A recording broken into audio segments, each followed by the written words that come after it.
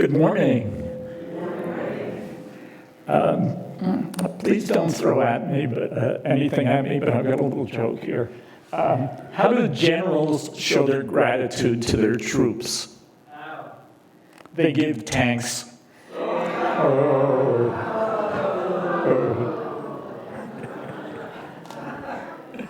Okay.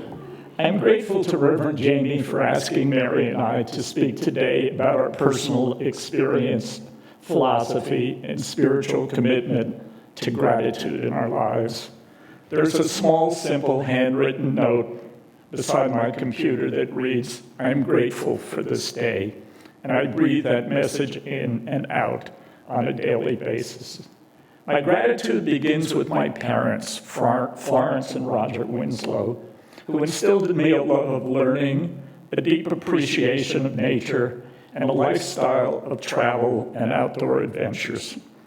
I am grateful for our UUFD community, my birding and hiking friends, and the Durango community at large. I'm also grateful for my health, my home, my tears, my pain, my happiness, music, mystery, magic, mountains, rivers, my many adventures, and small everyday things we take for granted.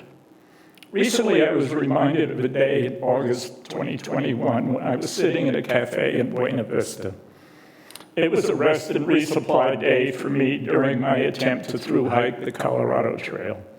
A friend had driven for over 4 hours and graciously picked me up at the top of Cottonwood Pass, where the trail crosses a highway at an elevation of over 12,000 feet. At that point, I had backpacked about 220 miles of the trail. As we were sitting in the cafe, my friend asked me what I missed most while out on the trail. Given that I was scarfing down a large lunch, and she likely thought that my answer would be about food. My reply surprised her. "Sitting in a chair," I said. After days of hiking, where the only option for sitting were the ground or a log or a rock, the simple joy of settling into a chair was, for me, a very profound luxury. It is often the simplest pleasures in life, small everyday things we take for granted, can spark a deep sense of gratitude and joy. If we take a moment in our hectic daily lives to reflect on them, honor them, embrace them, and savor them, we can discover an abundance of gratitude even in the smallest moments. Simple things, looking up at the stars at night, a fresh cup of coffee in the morning, watching a sunrise or sunset, a chocolate dessert, making someone smile, a gentle breeze, a piece of pizza, a warm cup of soup, finding a heart-shaped rock, watching animals in nature, a homemade meal that someone cooked for you, the warm love of a family pet, sharing time with a friend, a new flower in the spring, a friendly chat with the cashier at the supermarket, an unexpected hug, a soft, caring touch, an unexpected message from a friend, helping someone in need. The list goes on and on. Several years ago, I had a full knee replacement.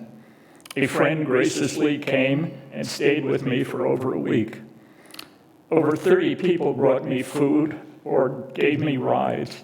This past May, about 100 people contributed to my 80th birthday celebration fundraiser for the San Juan Mountains Association and the Humane Society. I am deeply grateful to everyone who went out of their way to help me or contribute to my fundraiser.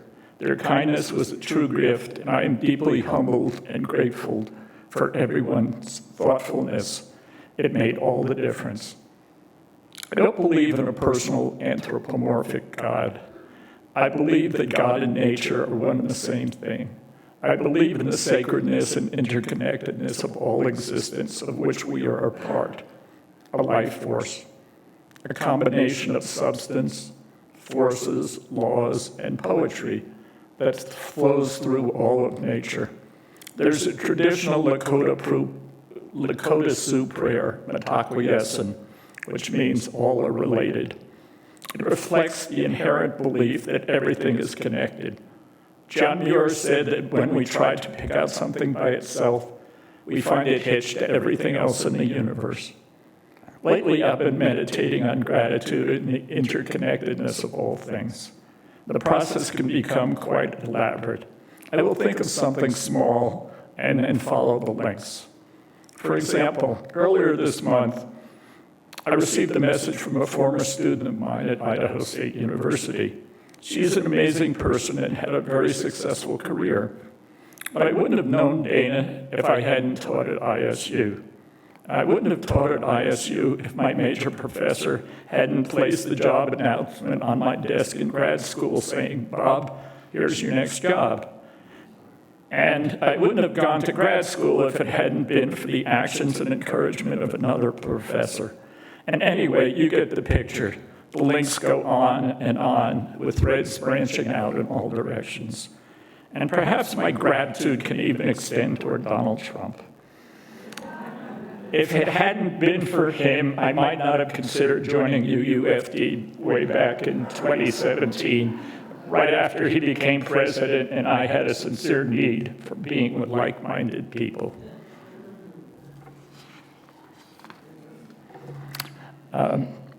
Thank you, namaste, asante sana, shalom. May your life be blessed with love, friendship, and gratitude, and if you've been out hiking for an extended period of time, a comfortable chair to sit in.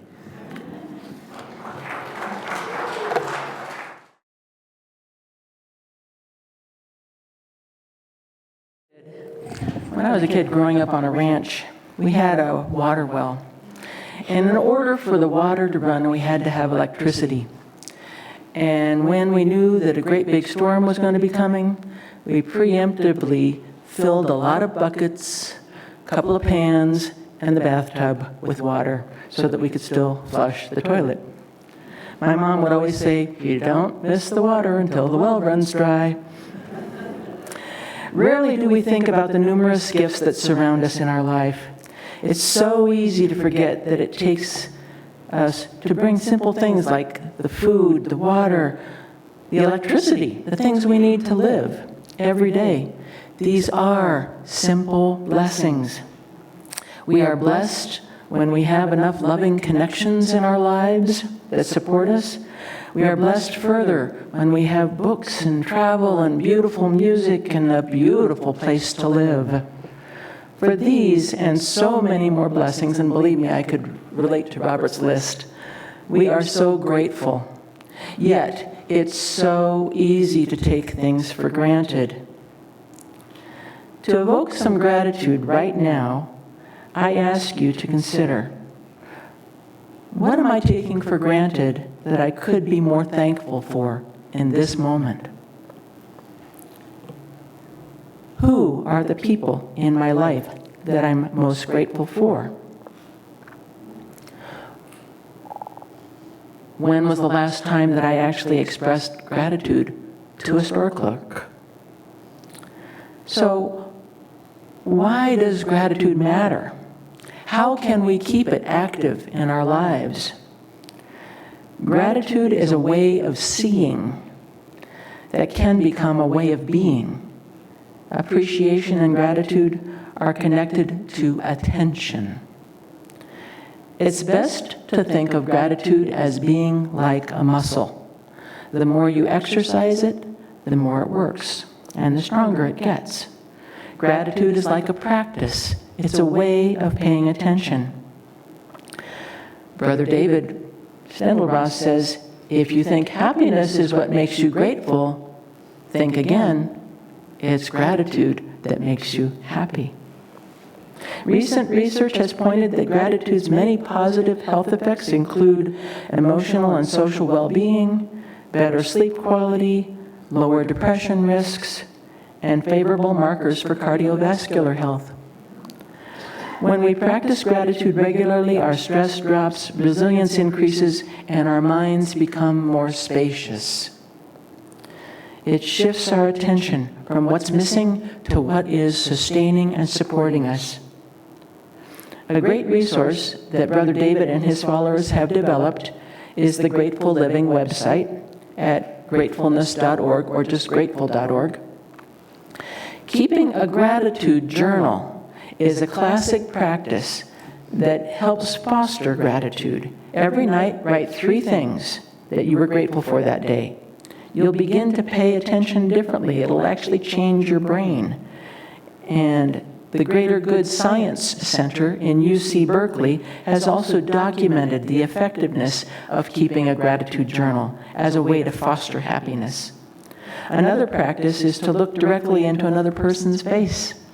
Simply smile without words. Notice what that feels like.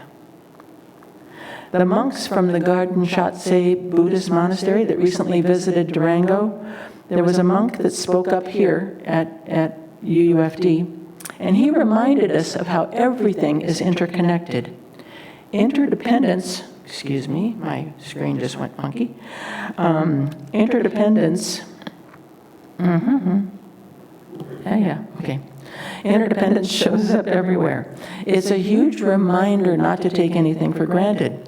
The chair you are sitting on, that you're so grateful for, easily had 50 people involved in designing it, weaving the fabric, cutting the wood, manufacturing it, distributing it. We can't take a breath without the trees providing oxygen. We can't eat without the farmer buying the seed, raising the food, getting it to a distributor, getting it to the store, picking it up from the store. We are literally supported and lifted up by countless people and forces, both seen and unseen. We are indeed all interconnected. Bringing more mindfulness to simple everyday moments can encourage a sense of deep appreciation in the present moment, helping us feel happier, increasing our sense of well-being and connection by acknowledging the abundance and blessings in our life. May we welcome gratitude into our lives and live mindfully with this awareness of this gift of life.